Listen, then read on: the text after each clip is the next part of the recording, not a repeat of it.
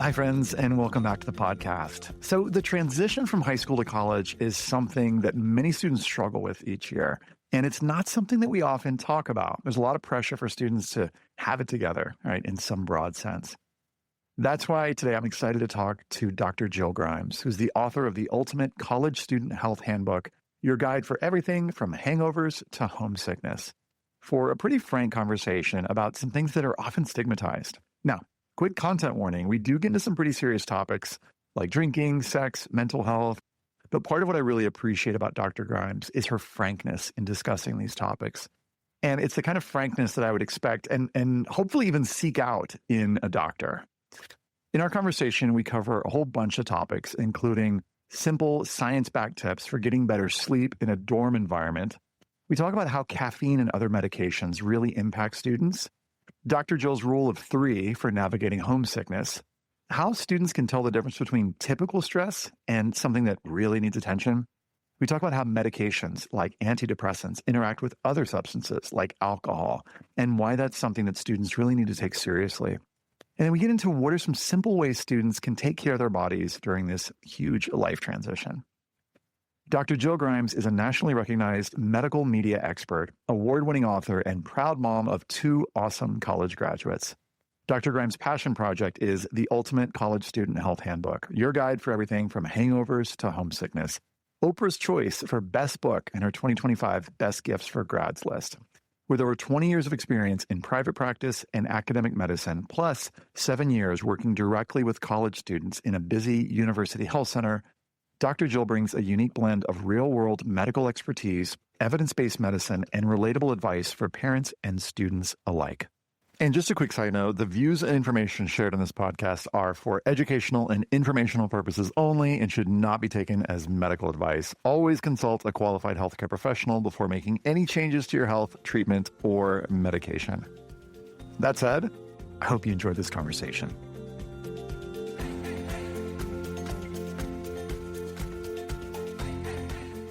Hi, Dr. Jill. Welcome to the podcast. Hi, thank you so much for having me. I am so excited you're here. And I'd love for you to let folks get to know you a little bit. And I sent you this roles and identities exercise. So I'd love to just remind you of some of the roles and identities that you highlighted. And maybe just through that lens, give us a sense of the work that you do in the world and a little bit about who you are. You highlighted change maker, storyteller, listener, problem solver, and teacher. So I'm just going to throw all those at you and say, talk about whichever ones feel most alive for you today.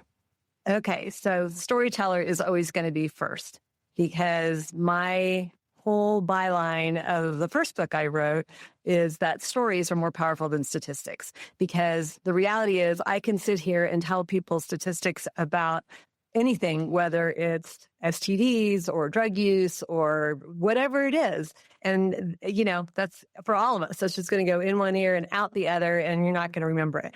But if I tell you the story about Janet, who was really struggling with something and, blah, blah, blah, you're going to remember Janet and you're going to remember the facts without realizing that you're just remembering the story. So I am always a storyteller. And I see the change maker identity in you and just what, as we've gotten to know each other just a little bit and what I see on social media. But I'd love to hear from you. What is the kind of change that you are hoping to create in the world when you imagine, let's say, the more beautiful world that our hearts know is possible? Yes. What's the change that you'd like to see? I would like to see less judgment. I would like to see things destigmatized, like depression, anxiety, these things, ADHD. It's not people being lazy. I'd like science. I'd like science and compassion to be the changes that I see. So I'm curious, what are some of the questions that you get a lot? Well, for this particular book, which is the Ultimate College Student Health Handbook, little plug there, but it was all really started with basic, really first aid. What do you do for a headache? Do you take Tylenol or do you take Advil? If you skin your knee, what are you supposed to clean it with? Which is, by the way, changed over the past 10 years. And, it used to be peroxide and alcohol, and now absolutely not. We know that those delay healing. You just use soap and water or just water, and then you cover it with Vaseline, not with triple antibiotic ointment. So just a little quick Rub the quick. Great. That's a great one. in there with some story advice, but those kind of questions. And then, how do you know if something is food poisoning versus a virus? And does it matter? And truth is, it really doesn't matter most of the time. But what do you do for a hangover? Is there anything you can do to stop the spins? And then a lot of questions about, it's sex, drugs, and rock and roll. So a lot of questions about intimacy, consent, blackout drinking, all of the things that are a lot of times new for students when they fly the nest and they're on their own and they're making their own decisions and they're making impulsive choices that often lead to highly unpleasant physical outcomes. Yeah, I appreciate that. So if there was one piece of advice that you'd give to students as they're coming onto campus, their freshman year, what advice would you give them? If I can only give one piece of advice, it would absolutely be do not wait until you are in crisis to seek help. That is true whether you're struggling with a class and you need to go talk to the professor, who, by the way, you should meet in office hours the first 2 weeks, or whether you have a really bad sore throat. Don't wait until you literally can't swallow. Come in. If you're having new onset headaches, if you're having anxiety, if you're having test anxiety, by all means, do not wait until the day before finals, the end of the semester, when you're struggling and freaked out to come in.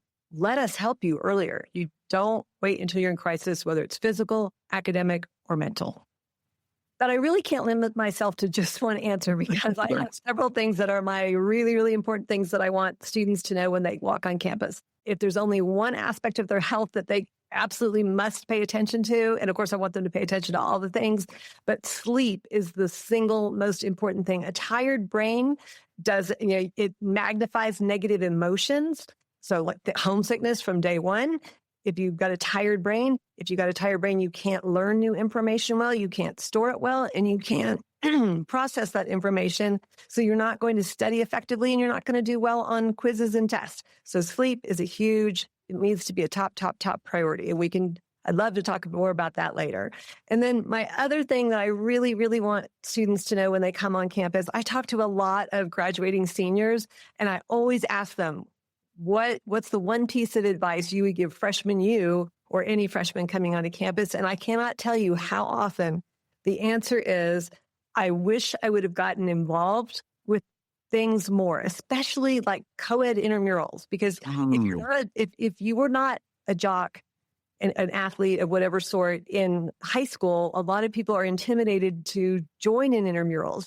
And a lot of the co-ed sports, they're fun and they're casual, and it doesn't matter if you're not good. And but people don't realize that until much later in their college life. And then they wish they would have gotten involved more and met different people. They wish they would have explored all the different clubs. And the one beautiful thing about college that really is different from the rest of your life, there's always things going on in the communities where you are, but colleges in particular, they on purpose have hundreds and often thousands of clubs. And you have the opportunity to just go down the buffet and taste test all the different things that you've ever been curious about. There are a lot of students that will learn about different religions or different cultures, or maybe you're a foodie and you want to learn about how to make completely different cultural food. It doesn't have to be super academic and important. It just needs to be something you're interested in. And this is a great time to try out all those things. Our younger daughter, for example, she wasn't on campus, I don't even think a week. And she called and told us, hey, I just joined juggling club. I'm like, did I hear that right? Yeah, there's this kid who's in my classes and he grew up, his family was in a circus. And that's the kind of thing that, typically once you get out of college that you may not be looking for stuff like that. So take advantage of it now.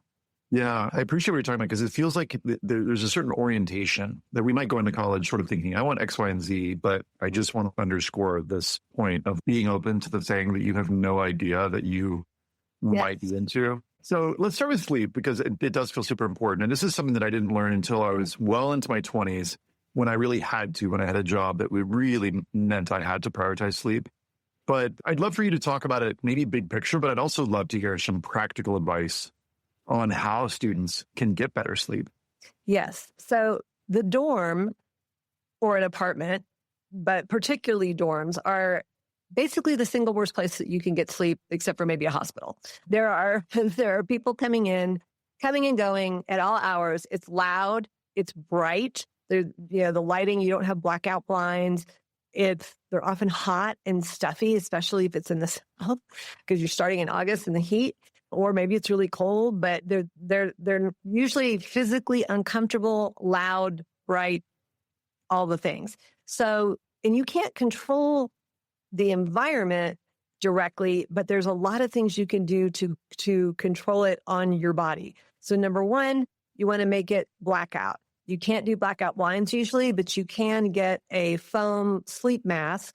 And by the way, get a couple of these. These are inexpensive and they should be washed. Toss them in with your laundry because you can actually get acne if they get really dirty and gross. But that will effectively give you dark. To get quiet, you want noise canceling headphones, not earbuds, because you don't want to fall asleep in earbuds. You don't want something in your ear all night long. But there are plenty of ones they're more like a sweatband that goes around. Some of them are combination with the sleep mask. But basically, so you block out the noise, you block out the light, you get a personal fan that you attach to the end of your bed. In dorms, there's almost always those metal bars that you can clip them onto. If not, you can get a freestanding one. But, make it so that you are physically a little bit cool, dark, and quiet. If it's smelly, also, you don't want to get big floral you can't use candles in dorms. In most apartments, you also cannot use candles. So that's really important. A lot of people pack those and you can't use them. But what you can do is get the solid gel or just, the solid room deodorizers, not scented, because that might bother your roommate even if you like it. But those are the most important things. And then, of course, there's the behavioral things. So there's a reason that we give little babies baths before we put them down to sleep. So plus when you are bathing, you are not on your phone typically. So we want to be off screens, ideally the hour before bed. And one way to do that is to always plan to take your shower at night. And for people with long hair, blow dry your hair. And, do the things that take up time so that you are off your phone for an hour. That's when you get your stuff ready for the next day. Make sure you have everything in your backpack, get a snack ready, all of those things. And if you're off the screens for an hour before bed, that's helpful. And really, really, especially the first month of school, there's so much homesickness and fear of missing out, FOMO, if you are doom scrolling through your Instagram or Snapchat or whatever social media that you look at. So you really don't want to be looking at your phone in bed. And I know that's much easier said than done for most people, but give yourself designated times during the day. I often say just do breakfast, lunch, and dinner. Give yourself 10 minutes at each of those times to flip through and look at everything so that you have a time to do it. But when you do it, it's not at bedtime. And if you're going to use your phone at bedtime, the only thing, you don't want to be looking at it, but you might do like a guided meditation or listen to a sleep story. But all of those things will help you go to sleep. And you need to get up. This is really hard, but I promise you, every sleep doctor says this, and it is true. You need to get up at the same time every day. I know, but you do. It's better for your circadian rhythms. You can take a nap in the afternoon. But if you have 8:00 classes on Monday, Wednesday, guess what? You need to be getting up at that same 7:30 if you're getting up and dashing out the door. You need to get up at that time, even on the weekends, at least within an hour of that. It's really going to help you sleep better and be more rested and not have that tired brain that gets hyper emotional and can't learn. Totally. You mentioned meditation apps. I've been listening to this amazing app called The Way, which is a simple meditation app. It's so great. And I'll listen to that for 10, 20 minutes before I go to sleep. And with students, you can't sleep with the phone outside your room because in many cases it's just one room, right? No, you're not going to get that 8-foot bubble. But one thing I notice is I think I'm doing all the things and I'm still up. And a question that I ask myself is, when did I most recently have caffeine? So talk a little bit about how caffeine impacts us or, other medications that students might be taking. What impacts do these have on So sleep? the stimulant ADHD medications and caffeine, which is a stimulant, they make it it's called sleep latency, a longer time for you to fall asleep. And then you have poor quality sleep. You're not getting the same stages of sleep that you need to be rested. And they mess up your sleep in every way pretty much. And interestingly, about 10% of the population are, including myself, are super slow caffeine metabolizers. This is your genetics. So if you're that person that has a little bit of caffeine in the morning, and I'm not even talking a cup of coffee, I'm talking a cup of tea, which has way less, or a Coke, even in the morning, that is going to disturb your sleep 15 hours later. For most people, caffeine stays in your system, 6 to 8 hours. So if your last, whatever caffeine you have is, at a little bit after lunchtime, assuming you go to bed, 10 o'clock range, you're probably going to be okay. But not everybody is. And a lot of people don't find this out till college. Our younger daughter actually loves root beer. And she drinks root beer because most root beers don't have caffeine. Keyword, most. At Loyola Marymount, the fountain that they had Barks root beer, which has caffeine.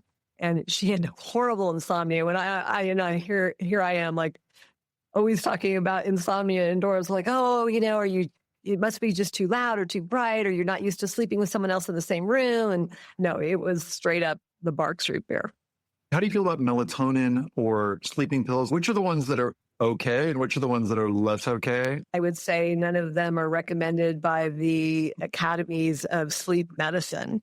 Literally none. Particular Benadryl. Let me emphasize that. It is the Benadryl, which is diphenhydramine, is the generic name of that. That's what's in the sleep of, Tylenol PM and Advil PM and almost everything that says PM. It's either, if it's not Benadryl, it's a different antihistamine. And they're not recommended. And the reality is it's the behavioral changes that make more of a difference. Melatonin in small doses, more is not better. And you don't take melatonin right before you go to bed. You take it a few hours earlier, but talk with your doctor about that. It's none of them are a cure-all. So it sounds like you're advocating for not substances, actually just changes, behavioral changes. Yes, which nobody wants. We all want. I mean, I want it. We all want the quick fix. Really guilty of that. But the reality is, if you are truly struggling with insomnia, one, really seriously, please do talk with your doctor. There's a lot of things that could be going on, and for the parents, especially sleep apnea, there's different things that require, like sleep apnea, you can't fix with behavioral changes. We need a machine. Right. So if you're struggling with that is a lot of people think, I don't want to go to the doctor saying I just can't sleep. Like no one can sleep, or again, the reality is there are things that we can do that will help, but you got to talk to your doctor, and it is a valid reason to go. Yeah. What about things like Ritalin and Adderall? What impacts do these have on sleep? Same as caffeine. So if it's still in your system, so it depends what time you're taking it. And students, let me segue here for a second on the ADHD medications. First of all, a lot of students have been on those medications since they were fairly young, and very appropriately, their parents every morning, handed them their pill and they took it. The thing is, that becomes such a habit that many, many students, when they go to college, they have never been in charge of their own ADHD medications. And it's for attention deficit. So, inherently there is going to be a struggle with that. So during high school is the time when you want to start passing those healthcare reins to your kid. And the first thing to do is to have them be in charge of their own medications. Does that mean you don't look at it? No. It means you get the weekly pill box, and, maybe on Sunday nights, that's when you have them fill it for the week. And yeah, you look at it before they walk out the door. You can be their backup. But you want them to get in the habit of knowing whether or not they took it and being their own backup, because you're not going to be with them in college, and you shouldn't be texting them every morning to ask whether or not they took their meds. But all that being said, what we see in college is that kids sleep late, or they forget their pill. Maybe they take it in the middle of the afternoon because they're going to an afternoon lab, or they have a late night class. And I know my daughter had classes at 7 o'clock at night that went 7 to 10. And she was in animation, and a lot of people worked in the industry, and so they come in at night. So this happens. So if you take your medication so that you're alert for class, a lot of times that it's going to disturb your sleep. And so you have to take all of that into consideration and think about the timing of the medications. Ideally, you want to take them, obviously so that they're effective when you're in class and when you're studying, but that they've worn off before you go to sleep. And it depends on your medication, how long it lasts. Right. Yeah. It sounds like really important to talk to your doctor and, for students to talk to their doctors and time that appropriately. We don't often talk about this when we're sending kids off to college, and it's homesickness. Yes. So the vast majority of students do experience homesickness, varying degrees. The vast majority don't have crippling homesickness, but it is really common, and it's super common in those first few weeks. And so the answer to homesickness, I have this rule of 3. So I say, first of all, get 3 events on your calendar. So you can do this before you even set foot on campus. Everything is posted. There's all kind of things. And, ideally 3 different events. Like I love football. I love football season, but you're not going to have 3 home games in a row, right? So you want at least 3 events in the first 3 weeks.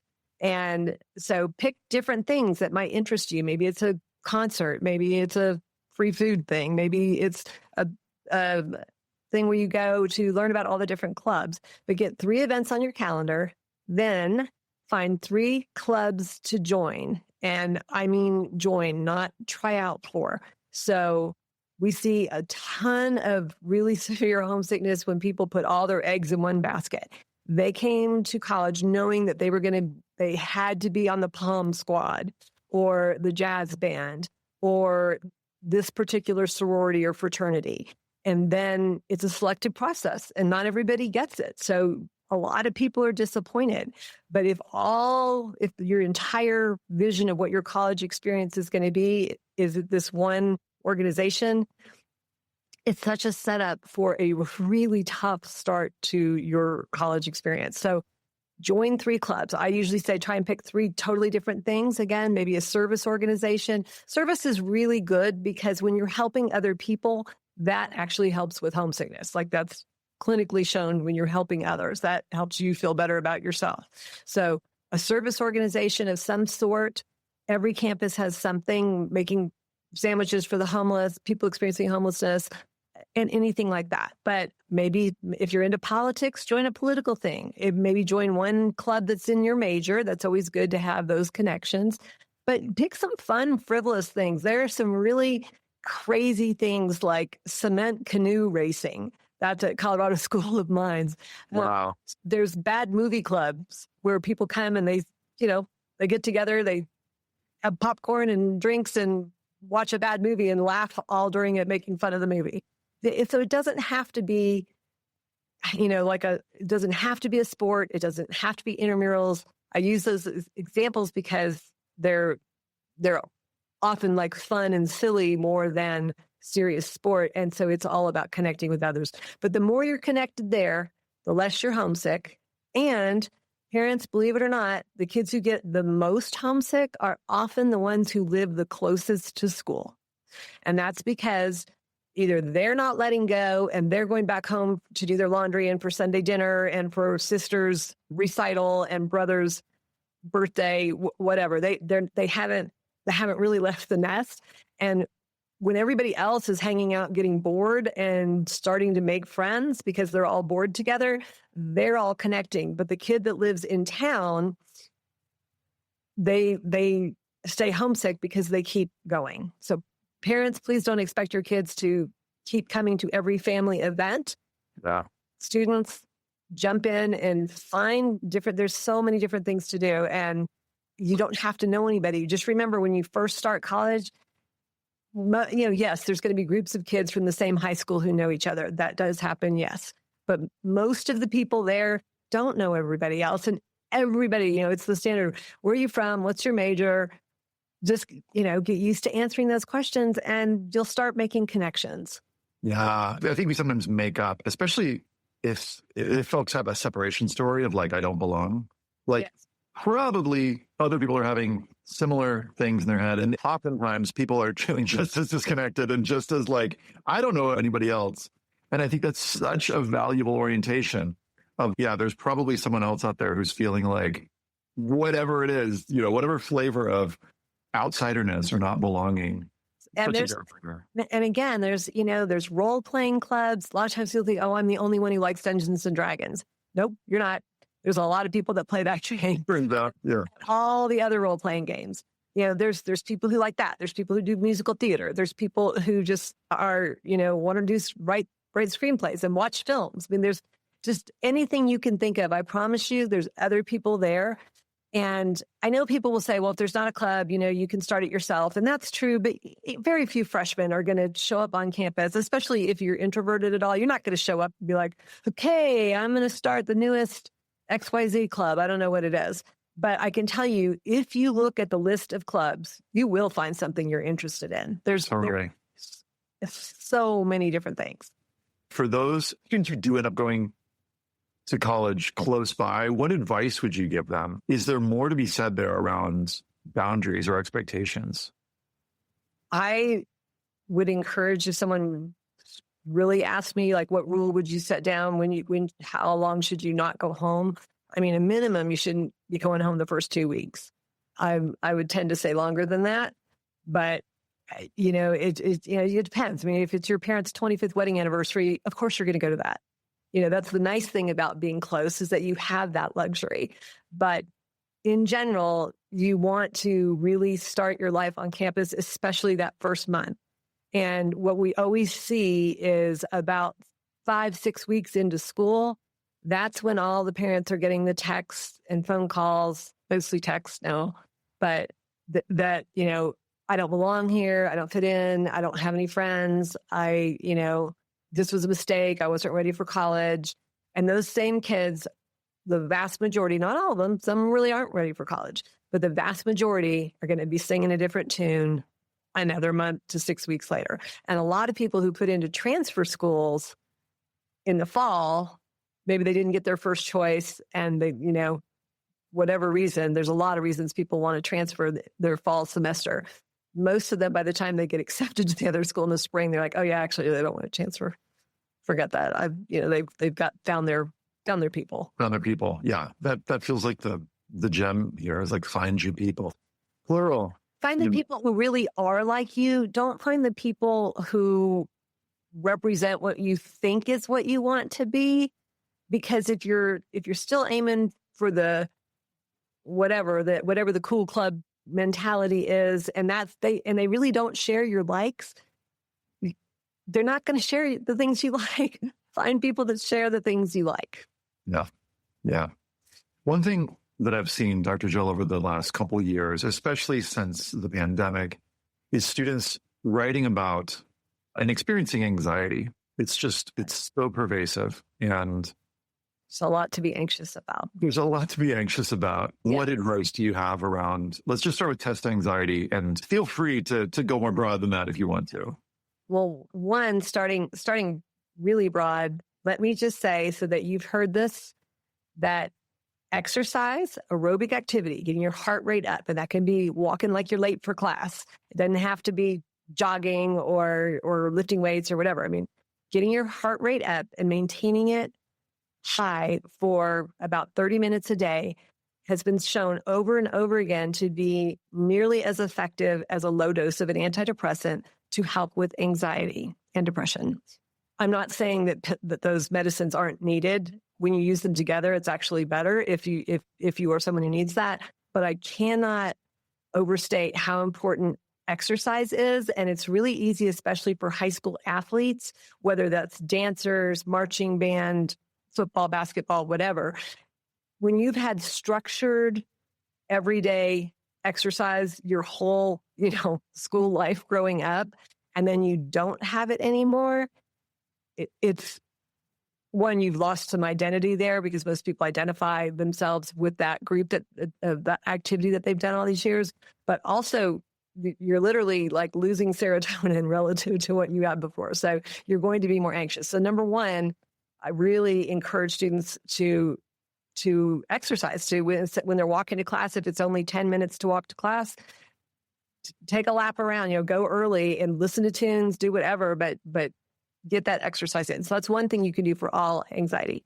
The next thing always gets an eye roll.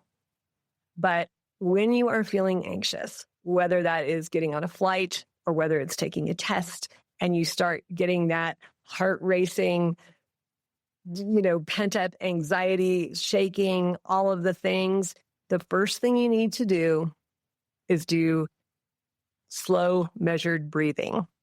And I say it gets an eye roll because everyone's like, oh, please, that's not going to help. Let me just explain that when you actually do that, it physiologically slows down your heart rate, and it's the racing heart that tells your brain, oh, I'm super anxious. And then it just gets into this vicious loop. When we give medication for stage fright, for test anxiety, what we give is called a beta blocker. It's a type of medication. It's actually a blood pressure medicine, but we use it in baby doses where it doesn't affect the blood pressure. But what it does do is it slows down your heart rate. And when your heart rate is calm, your brain's like, oh, I guess I'm not that anxious. So you get that same effect from slow breathing. What I like is box breathing, which is just breathe in for a count. Say it can be 4, it can be 10, whatever your number is, but just be consistent. Breathe in for that count, hold it for that count, breathe out for that count, hold it empty for that count. Can we just do 2 rounds of box breathing so that folks who are not familiar with this know what we're talking about? Because it's only going to take us a minute. Take me through it. Take me through it. Okay, so what we're going to do is we're going to do it for a count of 6. So we're going to breathe in for 6. We're going to hold it for 6. Breathe out for 6. Hold the emptiness for 6. So here we go. Okay, ready? We're going to breathe in. Breathe in 1, 2, 3, 4, 5, 6. Hold 2, 3, 4, 5, 6. Breathe out 2, 3, 4, 5, 6. Hold 2, 3, 4, 5, 6. Awesome. No, that's great. I mean, that's great. And it really, I do this every time. I'm not a happy flyer. So I do this every time that I'm flying. I do it if I'm anxious before speaking before a large crowd. And, it does work. It's not a cure-all. It doesn't fix everything, but it will help you in the moment. And it's available all the time. It's not a pill that you need to reach for. It's, it will help. Totally. And for anybody who's listening, who's like, whoa, 6 was a long, try 4, try 4 count. And you can eventually, if you want, work your way up. You can get to 8 counts. Yes. And doing it for like a minute? 2 minutes. Even 1 minute will help, but what I do when I do it, I literally, we all have our Apple Watches now. I set timer for 2 minutes. And then so that that's going and I'm not back and forth thinking about that. And then I just close my eyes and I do it. Like I said, I do typically start with 4 just because sometimes when you're really anxious and you're hyperventilating, it's hard to even hold for 6. A lot of people can do it for 10. I'm not typically for me.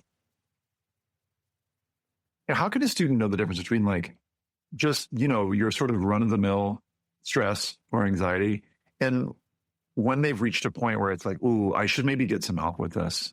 Is there some litmus test or some little indicator, some little check engine light, as it were, that can give them a sense of ooh, I should probably talk to somebody about this?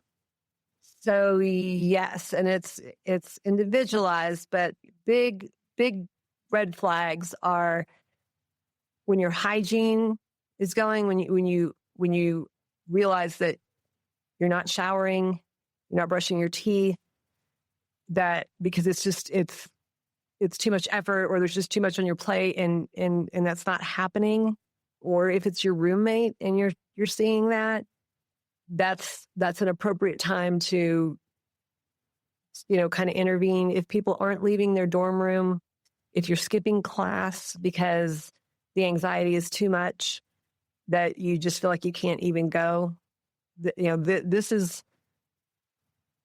are big signs. And certainly for anyone who is depressed, if you are having thoughts of harming yourself, if those are scary thoughts.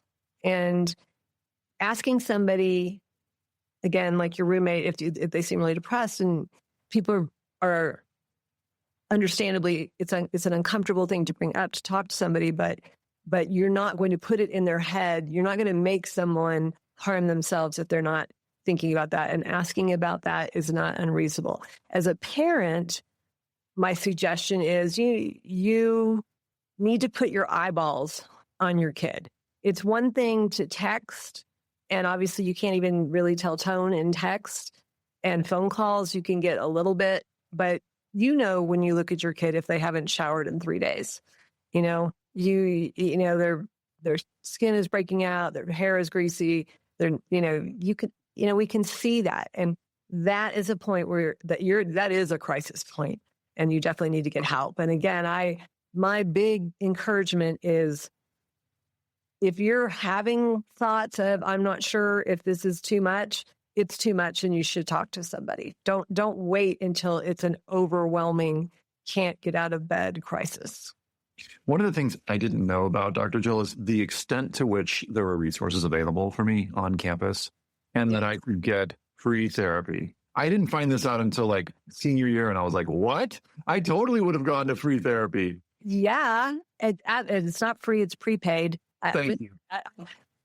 Parents, welcome. It is paid. Even if it's a scholarship, it's prepaid. I tell students all the time, listen, this is part of your tuition. You are paying for these services. And some schools have amazing, amazing resources. Others don't, but a lot do. They have biofeedback labs. They have massage chairs. And, get to know what your campus has, because there's been happily a lot of awareness, especially since COVID, of all of the anxiety and stress. And many, many universities are focusing on wellness, and they have, group classes about anxiety and managing anxiety. They have group exercise classes, which again, exercise is key to help with all of this. And parents, when parents ask me like, what can I, I want to give my kids something. What can I gift them?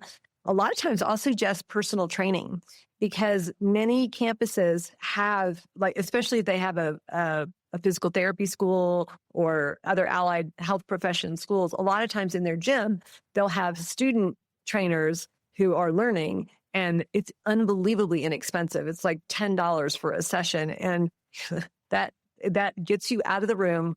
You're doing something physical. You have to walk there, do it, walk back. There's a lot of positives to that. So that's one of the unexpected things that I recommend. Totally. I wish I had freshman year gone and just checked out the mental health services offers, because I think in my head, I was like, well, that's for other people. That's not really for me. I don't need it. But you don't need it. Right.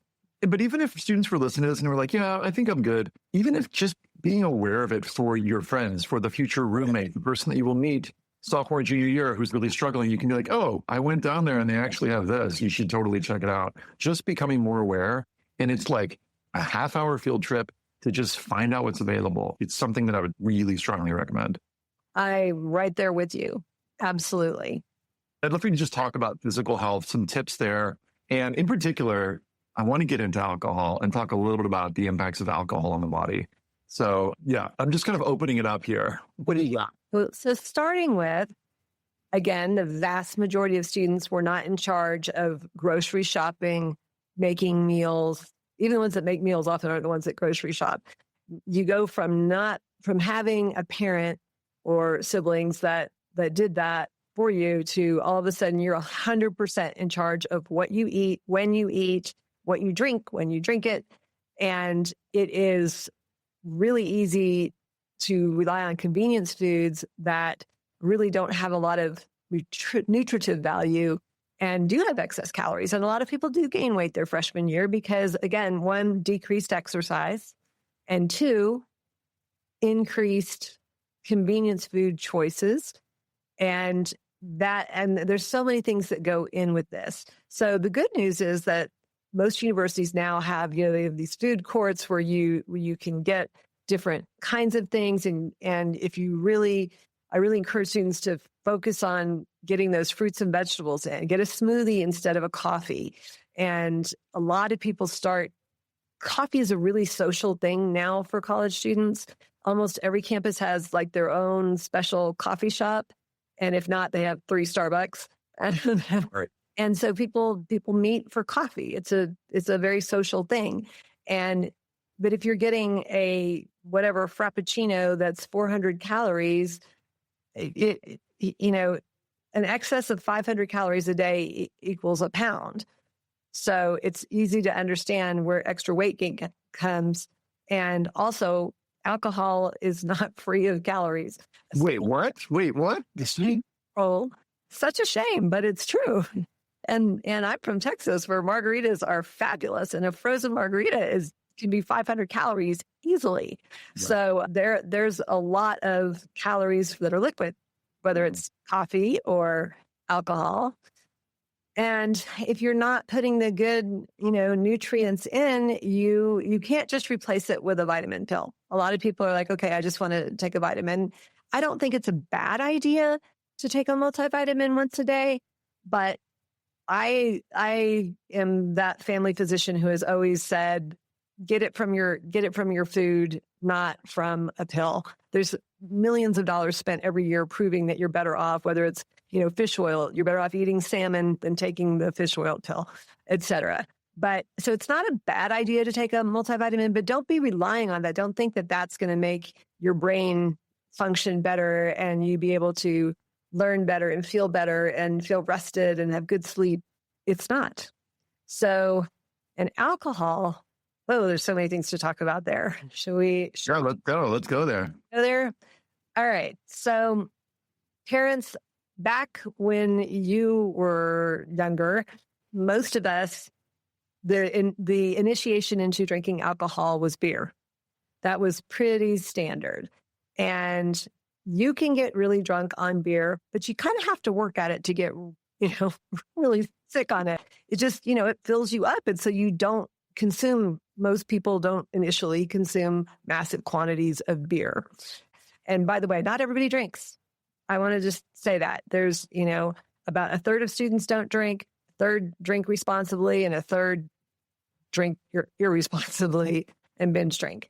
But nowadays, rather than starting with beer, a lot of people start with vodka shots.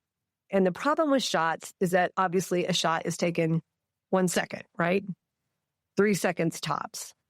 And followed by another. And you're not full. And, you can get your blood alcohol levels rising very quickly and very high. And especially if you are on ADHD stimulant medications, so like Adderall, Ritalin, Vyvanse, you don't feel the warning effects that alcohol usually gives people to tell them that they're starting to get too much. You don't feel that buzz because your brain is stimulated, and that sedative effect of the alcohol, even though your blood levels are going up and it's still going to irritate your liver and your stomach and everything else, you don't get the mental signals that, I think I've had too much drink. So right. When people are doing shots, and especially if they're on ADHD medications that are still, active in their brain, it's so easy to get alcohol toxicity. And if you shoot your blood alcohol levels up too high, too quickly, you'll get a blackout. And blackout doesn't mean passed out, unconscious. That's obvious. That's alcohol toxicity and super dangerous. But blackout drunk means that the next day you have a memory gap. Because what happens is when that blood alcohol level shoots up so fast and so high, it turns off a switch in your brain that ordinarily would be converting short-term memories to long-term. So you're not making long-term memories. And that has all kinds of implications, obviously. And in terms of the blackout thing, again, not everybody in college drinks, but in the party culture, there is a lot of, blackout or back out. That they're not having fun unless they're doing enough shots to the next day they don't remember. And that is a very, very dangerous attitude. So for students who do decide to drink, what advice would you give? Well, one is there is something called a drink calculator. And a website that I like is drunkcalc. I'm not sure if it's com or org, but drunkcalc. You can definitely find it. And this is a great activity to do sober before you ever go to school. You put in your weight. I think it's like your weight, your gender, and then you start putting in, okay, I had a margarita or I had a shot. And it has a time frame. and you start putting in what drinks you had, and it shows you what happens to your blood alcohol level. But I think it's really helpful just to know that, because I am a small person. I am 5'2", and I can't drink what my 6'4" husband can drink. Also, women get higher blood alcohol levels faster with the same relative amount consumed. If you're on medications, that affects it. So there's not, I can't say that any amount of alcohol is safe because I don't know what medications you're on. And if you're on an antidepressant, a separate anti-anxiety medication and ADHD medication, the safe amount might be none. So it's really important to know that. And the biggest risk that we see is seizures. That because all of those medications lower your seizure threshold, meaning it's easier to have a seizure. Alcohol does the same. And so you can have a seizure, and that's super scary. Yeah. But, the general rule is no more than a drink, limit it to a drink per hour. And you want to have a whole, you always want to have water or something that's non-alcoholic and non-caffeinated. Because again, remember, caffeine is a stimulant. So just like those ADHD medications, it's going to blunt your warning signs that you've had too much alcohol. That's why they ban, for a while their drinks were getting popular. They were essentially like Red Bull, the big heavy caffeine drinks along with alcohol, and it's just too dangerous. So you need to be aware of that. That, sticking to a drink an hour is a good rule of thumb. I understand a lot of people are going to laugh at that and say, oh, I do 4 shots of vodka just to pregame, meaning before they go out, they do that for their ounce of courage, except for it's like 4 ounces of courage. And they're already at dangerous levels when they go out. And does everybody die? No, they do not. And that reinforces that it's not dangerous because they see friends doing that. But you just need to know everybody is different. You have different, even if you're the same gender and weight, if one's on medications and the other isn't, one has a full stomach. So you should always eat before you have alcohol, because that way it's not absorbed as quickly. So that helps. But I keep hearing this thing about eating bread, a slice of bread for every drink you had at the end of the night. That's a myth. Please don't do that. And they're like, it's going to soak up the alcohol. No, the alcohol's already been absorbed. It's not a sponge that's going to pull it back out of your bloodstream back into the stomach. So there's not a quick fix like that if you've had too much to drink. I so appreciate your frankness about this. I'm not advocating that students drink. We're just talking about the things that, like, if students do decide to, let's have a real deal conversation about it. And I just want to encourage, parents to be having these kinds of conversations, even though they're uncomfortable potentially.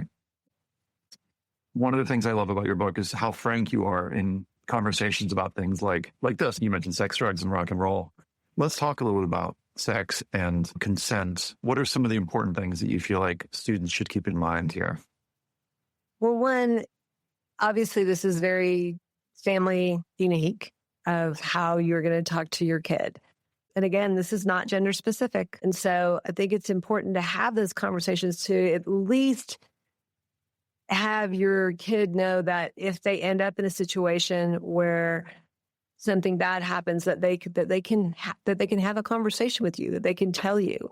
So I think just having the conversation of, look, this is awkward. I know we haven't talked about this before if you haven't, but I just want you to know that if you get in the situation that you can talk with me about it. And consent is the first thing, but it is important to understand that somebody who is drunk cannot give consent. So I just think that's an important discussion to have on the front end. And again, this goes both ways. And this is awkward for many parents to say, but I'm just going to give you the words to say. You need a barrier if you're going to be intimate. And that's awkward, might be super uncomfortable for you, but it's important to say. And if you can't say it, use my book. I don't know. I had so many parents tell me they put gift cards or like a crisp $20 bill or $10 bill or, Starbucks gift card in the like favorite chapters that they're most concerned about. They're like, you're just read this and we'll talk about it, or we won't talk about it, or at least you will have read it. But it's really important to talk about these things. the reality is that plenty of people are having sex and are very comfortable with it, and they take good precautions. And it's important to know that you can get free STD screening in the vast majority of college campuses. And there are things that you need to know about insurance, about it. There's something called an explanation of benefits, which if you use your parents' insurance and you go to a doctor, like an urgent care, particularly, a lot of people go off campus and they test you for a sexually transmittable infection, it's going to say this is a test for pregnancy, this is a test for chlamydia and gonorrhea, and you can't ask them to not have that on there. That's malpractice for them to say they were seeing you for something else. I just want them to be prepared so that they know the potential risks. Absolutely. You mentioned visiting the doctor. I love this part of your book that was talking about doctor's visits. Will you give us some of your best tips for students for how to be ready for a doctor's visit? So the first thing is just pure logistics. Have your insurance card, have a picture of it front and back on your phone, period, non-negotiable. The second thing is be honest about why you're there. A lot of people will be maybe it's insomnia. They're embarrassed to say that they aren't sleeping, but they come in with a stomach ache, or that they can't poop in public restrooms, so they're constipated. Lead with what your most important issue is, because you're going to have limited time with the doctor and they want to help you. And trust me, there's nothing they haven't heard, especially if they're a campus physician. So don't be embarrassed about anything. We're there to help you, and lead with what's most important so we can spend the most time on that. And the next thing is that you're going to be asked the same question 10 times. You're going to be asked it when you fill out, why are you here? Then the front desk person is probably going to ask you. Then the person who puts you in the room is going to ask you. And people get so annoyed when the doctor comes in, they're like, so I see that you're here for this, but da-da-da. Or, maybe they're asking, are you sexually active? And people get offended by that if they're not sexually active, or they're embarrassed that they're not sexually active, or they're embarrassed that they are sexually active. Either way, yeah, there's shame. So hard because, one, part of the reason we ask questions more than once is that sometimes the answer changes. But mainly, it's just because you've got different people. And yes, with electronic records, we should be able to see it. But sometimes it's faster for the doctor to ask you again. So just know that it's not personal. They're not judging you. They're not trying to see if you change your answer. They're just, you're going to get asked the same thing multiple times, and it's annoying, and I'm sorry, and I apologize for that, but that is part of it, and expect that, because a lot of students get that surprises them and upsets them, and understandably. Dr. Jill, I want to thank you for your clarity and your precision and the detail that you get into, because I feel like these are such, in many cases, not oft talked about things. So I'm just feeling really grateful. And I want to just zoom back and say, as you talk to parents and students as they're heading off, what do you hope that they'll keep in mind through this transition when it comes to their health? When it comes to their health. Okay. Mm-hmm. So I want them to keep in mind that there's going to be some ups and downs. They've heard nothing but over and over and over for the last year at least. College is the best years of your life. That's a lot of pressure. So when you have a bad day and you're thinking, oh my gosh, this is the best years of my life. Personally, I hope it's not the best years of their life. We don't want them peaking at 22. That would be terrible. I hope it's the best so far. But even the best years are going to have ups and downs. And parents, best as we can, and this is easier said than done, try not to ride those ups and downs with them. Try and step back and let them be on the roller coaster and you're on the platform, right? And it's really hard not to want to jump in and fix their problems. Try and be a sounding board, and know that a lot of times kids do what's called a phone dump. They call, they're crying, they're so upset, everything is horrid. They hang up. You are now crying and up all night. Meanwhile, someone knocked on their door and they're like, hey, you want to go get pizza? They're fine. They've kind of almost been recovered, and we're in angst till we hear from them again. So again, easier said than done, but know that there are going to be ups and downs, and I hope it will be the best years of their life so far. Amazing. Dr. Jill, thank you so much for your time and sharing your expertise with us. Thank you so much for having me. Thanks, friends, for listening. As ever, you'll find all the show notes at collegeessayguide.com/podcast. Thanks for being here. Be well and stay curious.